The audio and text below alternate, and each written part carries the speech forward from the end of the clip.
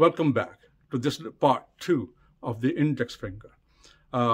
We covered the length of the and the shortness of the tallness and the shortness of the index finger and what it stands for. Now I'm going to talk about the first portion, the first part of the index finger. Like in the previous videos, I discussed that the top one, body, mind, and soul. So this is purely soul, soul, soul. These are all soul, the top ones, but because index finger itself is faith, soul, and your luck and things that faith that describes you spiritually. So in this video, we are going to talk about this one first portion. This is purely the intuition, is purely soul, is purely your inner self. So it reflects you in these matters. So when you express your body, your physical needs and you turn them into a thought process, and then you add a pinch of soul to it. Because here you want to say, I want food. And here you say, okay, you know what shall I do? Shall I go work or shall I go kill someone or loot or rob someone? Here you say, is it, oh God, it's bad. I shouldn't be doing that. This is unethical. So here you control all these because this is going to be a fundamental need. Here you are trying to justify it. Here you are trying to control the desire. So this is very important in all the fingers, especially in the index, because index finger itself represents the character, the action, the careful nature of a person, being overly cautious or undercautious, jumping onto the conclusions and making an action to do something, and then you control with your spirituality. So if the first portion is longer, it's a good thing. If this first portion is longer, it's a good thing because it's going to reflect more spirituality in you. So the longer the spirituality, the more those thoughts that come from 1 to 2nd to 3rd, or from up to down.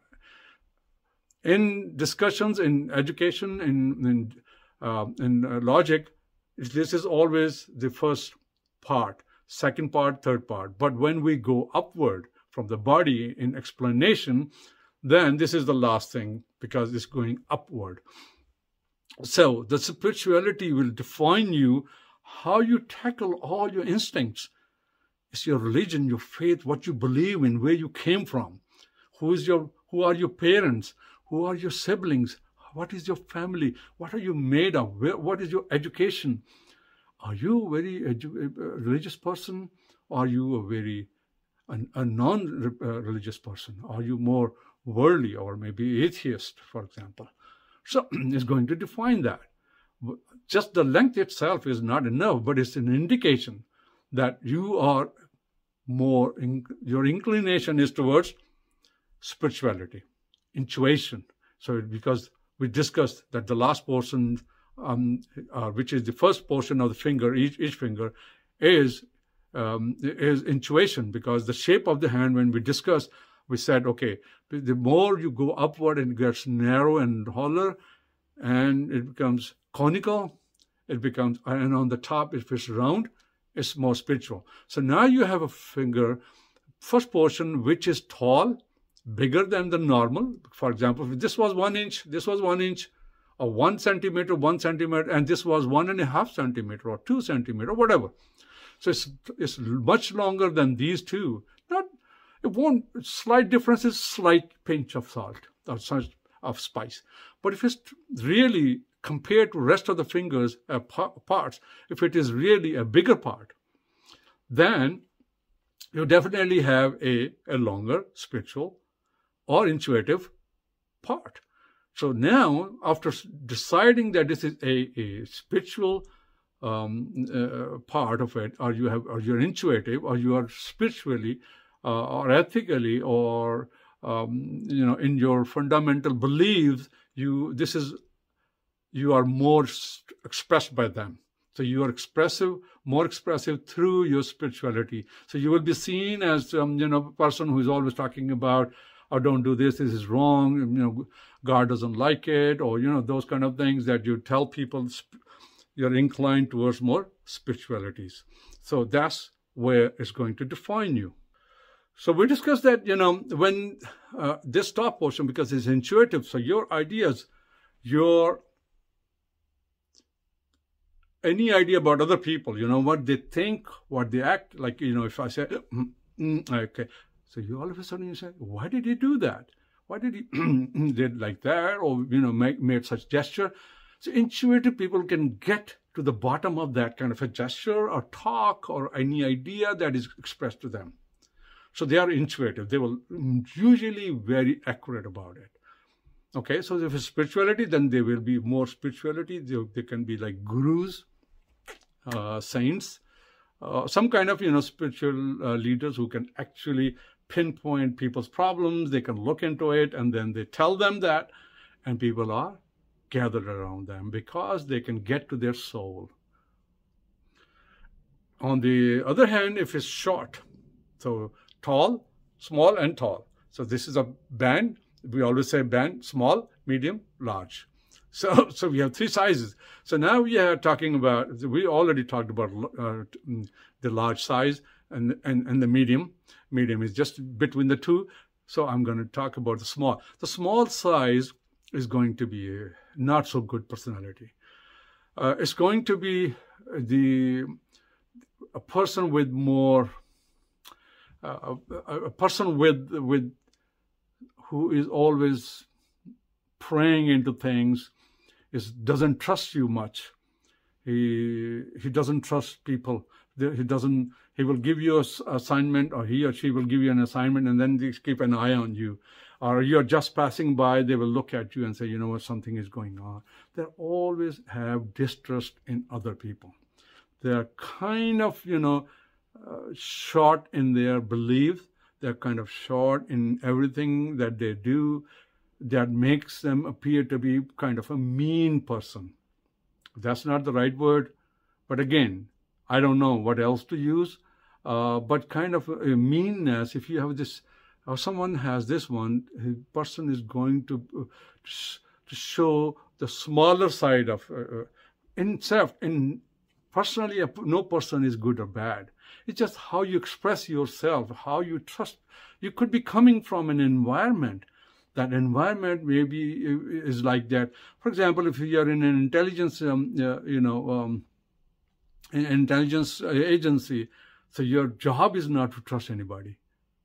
Well, that explains it. So you know what? But by nature, if just not required by a job and you just happen to be that way, then probably you are a mean person, because now there's no compulsion for you to do that. So it could reflect as it's small, it gets smaller, smaller, and smaller as compared to the rest of the portions. Full hand, look at all the 12 partitions, and then look at that finger, and then compare them with the rest of them. So you will find out that it is short or tall. If it is short, then you have some problems. Such person is more worldly, wants. There are too many wants and needs, and he or she is going to say, I want this, and I want that. It's like they try to grab. They are like haste. If it's a small finger, remember, if it is small portion with a small finger, then it's a risk-taking and want. Now, how do you combine these two?